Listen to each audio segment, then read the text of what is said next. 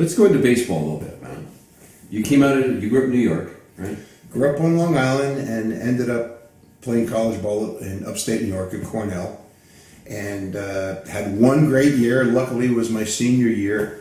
And I never thought I'd get into an Ivy League school, much less pitch there. But I did, and I did okay. But it was that one senior year that really re-energized me, that I really wanted to continue playing baseball. And I really, quite frankly, wasn't good enough to move along up the professional ranks. So I ended up teaching and playing baseball in South Africa. I went to Cape Town in 1973, and on and off I probably played 6 or 8 seasons there. Some in the 70s, some in the 80s, and I went back with my wife in the early 90s, just before President Mandela was elected. So I saw the transition of South Africa. Basically, I saw them go from apartheid to the democracy it is now, from a dugout.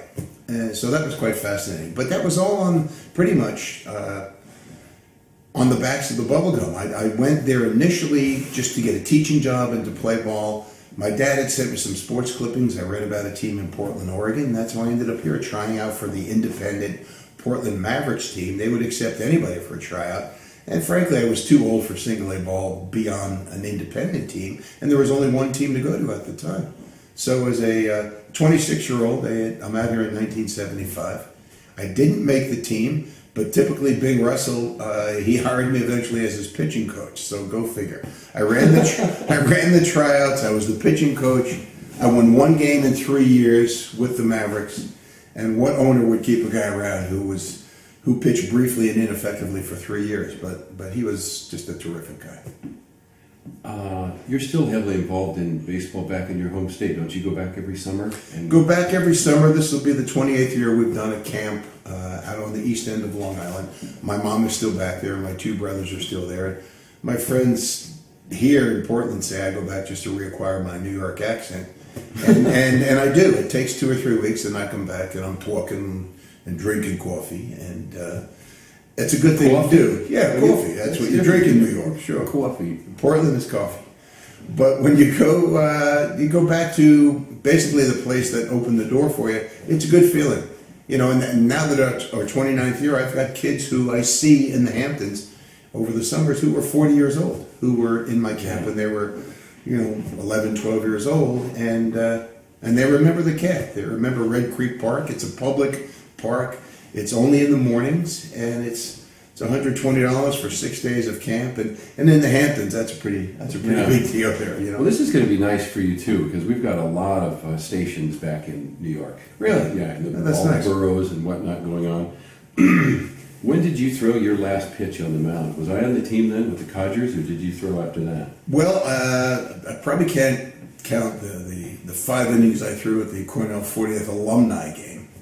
You did? I didn't know at the time that the game was only 5 innings long. And when we went off and they handed me a cold beer and they said, "We've never had a guy throw a complete game before, at the alumni game." And I said, "What do you mean?" He said, "We're done. The barbecue's ready." So that really doesn't count because it was just, a fun day. But the last league game I pitched in was the playoff game with the Codgers. We lost 3-2. Yeah. And I picked up some of the dirt from the mound, and I've got it downstairs among my books. It looks like somebody's ashes, but it's really the dirt from my last game. game. Because I was 60. You were 60 and I was 53. For those of you who understand baseball, you'll understand what I say here. As a shortstop is what I play. You like the ground ball to come to you. You like action during the game. And when I played behind this guy, you've got a left-handed pitcher who is sharp as fastball, probably came in at what, 70? Maybe. 70 miles an hour, but his curveball would drop off the table. You guys understand what that means?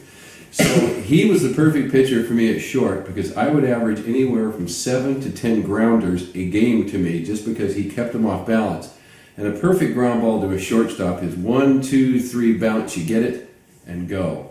So I waited 53 years to finally play behind a guy where I could get 8 to 10 balls a game, but it was one of the most enjoyable seasons for us. And I think you'll agree, Rob, just to get out there and play the game at our age. We're not fast, we don't throw hard, we can't hit it very far, but the smell of the glove, the crack of a real wooden bat, and just the cut grass, there is no better Is there? I remember when Dwight James put the team together because I pitched 3 summers for the Codgers.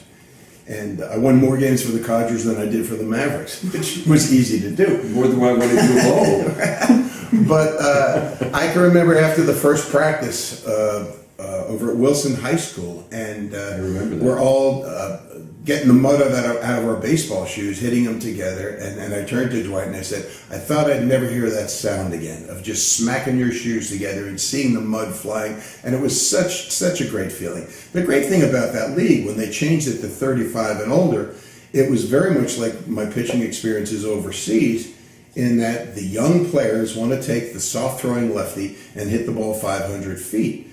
And the guys who hit me the most in the Codgers League, in the Portland Adult Baseball League, I guess it was called, were the older players who were patient, who waited and took the ball to right field. So I'm facing a 35-year-old and throwing him a changeup on the outside corner, and instead of sitting on it and driving it over the second baseman's head, he would try to crank it up, and of course what he ended up doing was hitting ground balls to you. So I'm grateful for that.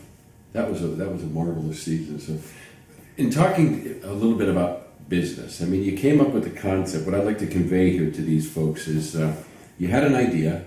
You didn't just have it come into your head and let it go. You went at it with tenacity, and you put it to it, didn't you? Well, You believed in it. It was well, absolutely. But one of the reasons I stayed in Portland, Oregon, I can remember saying this to my dad after the first week I was here. He said, Rob, what do you think? And I said, Dad, I think I'm going to stay here. I don't know if I'm going to make the team, but I'm going to stay here. And as it turned out, I didn't make the team in the beginning, and I started a baseball day camp for kids over at Grant High School. And Bing Russell, the owner of the team, called Pat Bell in the Park Bureau, and I met all these great people, Paul Keenan, Bill Owens, all these people in the world of parks and recreation said, what a great idea, a day camp with the guys who play at night, working with the kids the next day. And I started the whole thing with about $8 in my pocket. The Grant Little League loaned me equipment. One thing led to another. And the reason I bring that up is one of the kids in my baseball camp was a boy named Scott Chernoff, who, as it turned out, was the son of Dan Chernoff, a prominent trademark and patent attorney.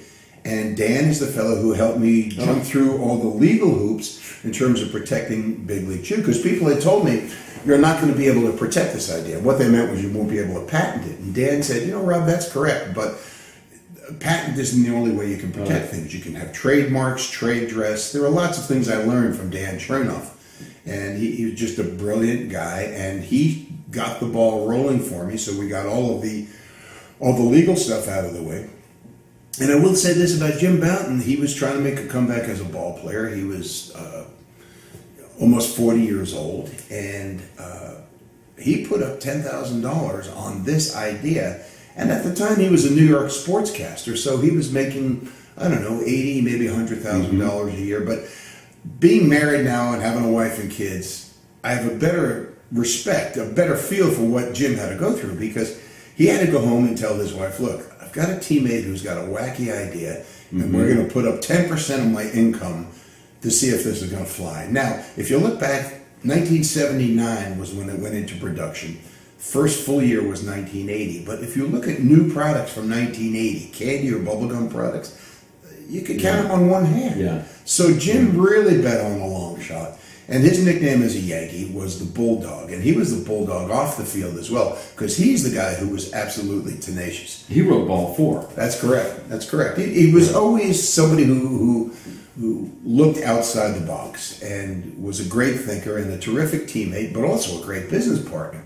And he used to say that, Rob had the inspiration and he was the perspiration. And that really doesn't do justice to the work that Jim did, because there would be no Big League Chew without Jim Bouton.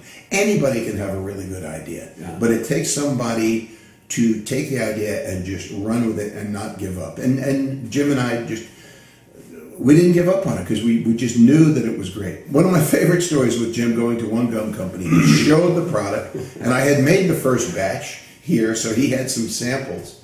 And they said, well, we don't make anything like that. And Jim said, exactly, that's why we're here. We're trying to give you something nobody's ever done before.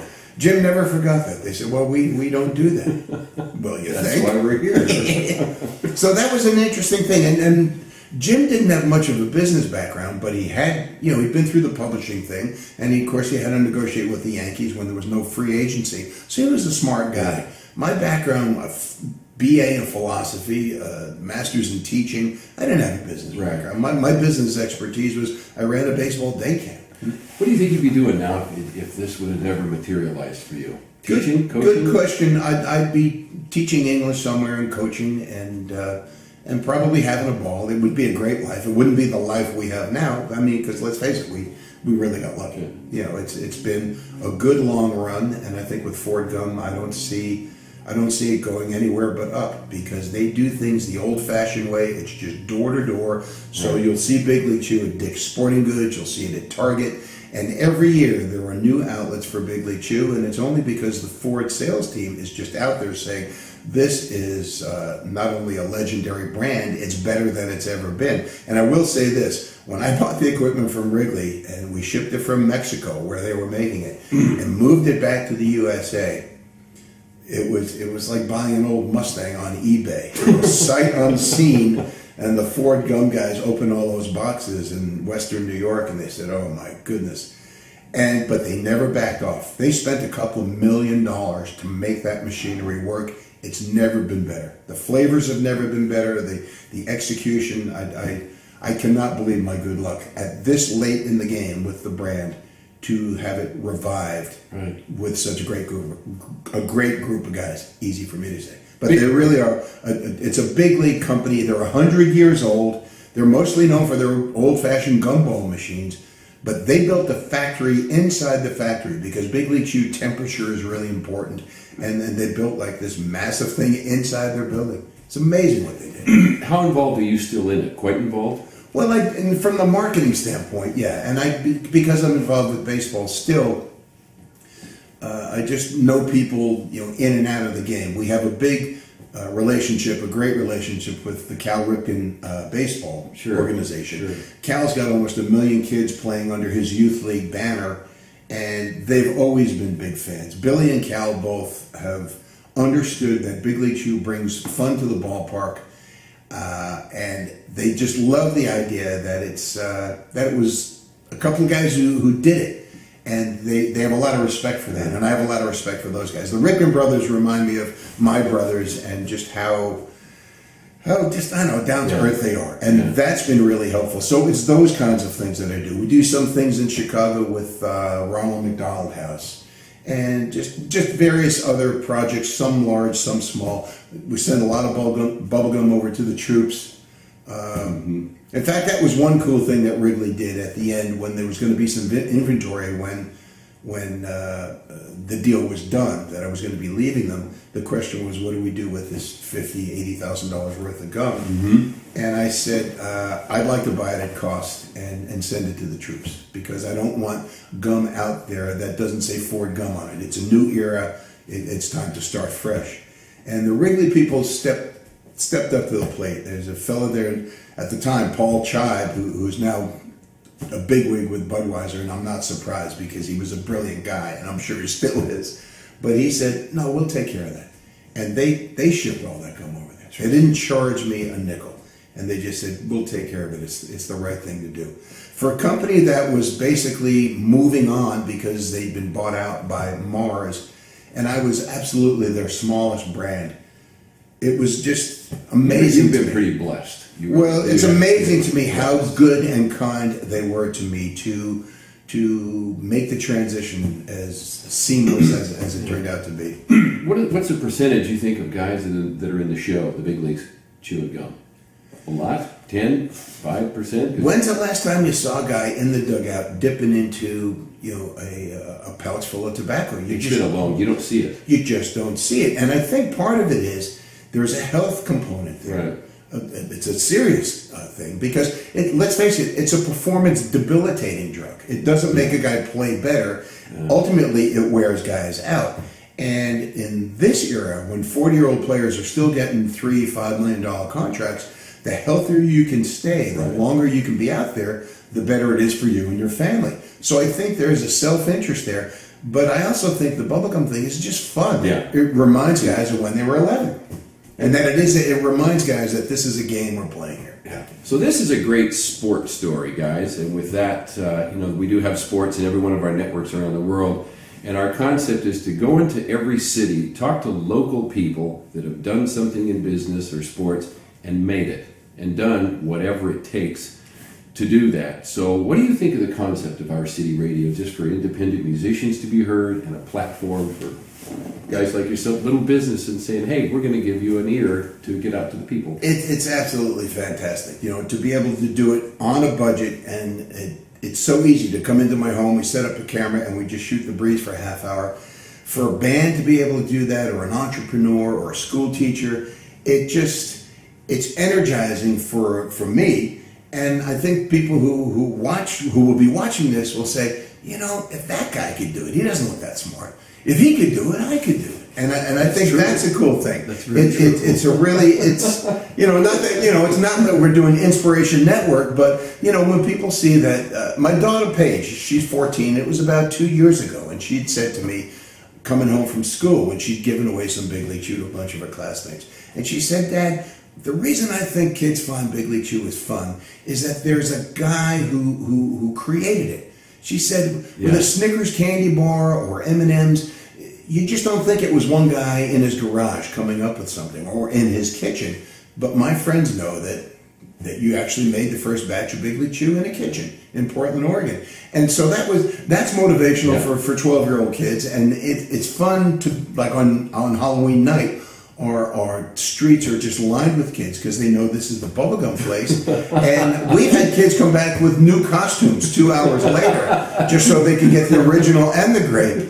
And I thought, well, good for you. Here's your grape. If you're willing to go to that trouble, you should. So to answer your question, this is really fun to get kind of the gospel of gum out there, but also the gospel of just, the old American way. It's we talk about only in America stories, and let's face it, Big League Chew is an only in America story. The gum's made in the USA, created in a bullpen, for crying out loud. It's preposterous. You couldn't make up this story. I can't believe it's true myself. You could, and if any two guys could do it, we could. Really, this has been a total fake out. He has no knowledge of Big League Chew, and we've only met today. But it's a great success story from a great guy and a great baseball player. And you're one generous fella. I mean, you really contribute to lots of folks around the country. I don't think there's a person you've met that you've not given a pack of your gum to, is there? Probably not. Probably not. Let's open up a can of worms as we finish here. Are not baseball players the most gifted athletes of all athletes? Don't you think what we have to do to hit it round ball, round bat, hit it square, it's coming at you at Nolan Ryan 100 miles an hour or 70, and to do it 3 times out of 10 and become a multimillionaire, Well, I think good for those guys. I know when I first came here, having been a reasonably successful Division I college player, I thought I'd get an opportunity here. Yeah. And, well, I was right. I did get the opportunity, and I learned a few things, one of which was I wasn't that good compared to how good these guys are. And we're talking single-A ball. I mean, we're like 5th or 6th down the ladder. And so I can't imagine how talented the big league ball players are now. And I do think the game has never been better in terms of defense, offense, pitching, managing, coaching. The game is, they always talk about the golden age of baseball. This is the golden age of baseball. The players have never been better. Their coaching, their managers, best the game has ever seen. Yeah. Certainly, when you watch some of these games now, you watch some of these plays, even as a good ball player, short, these guys make plays, and I think, oh my, oh Lord, we never came close to doing it. And that throw right there, my goodness. So, well, this has been fun. And again, we're Our City Radio. We support local independent artists with original music, plus local sports, local news, and local comedy. We're in 200 cities around the world, 8 foreign countries. And this is one of the best stories you're going to hear. Rob Nelson from Big League Chew, and I'd like to invite you on my show, whatever it takes, and we can have an hour on a national live show, and then we can really talk the scoop, eh? My pleasure. There you go. My pleasure. Our City Radio, your city, your talent, our radio. And finish with, psst, you're on. I'm on? You're on. Chew smart, choose bubblegum. That's good. Big League Chew. And then we were talking about tobacco and how disgusting it was. And I said, what do you think of the idea of shredding gum so we'd look as good as these guys, but we could blow bubbles and we wouldn't get ill? And Jim said, gee, I really like that idea. And maybe an inning or two later, he said, what would you call it?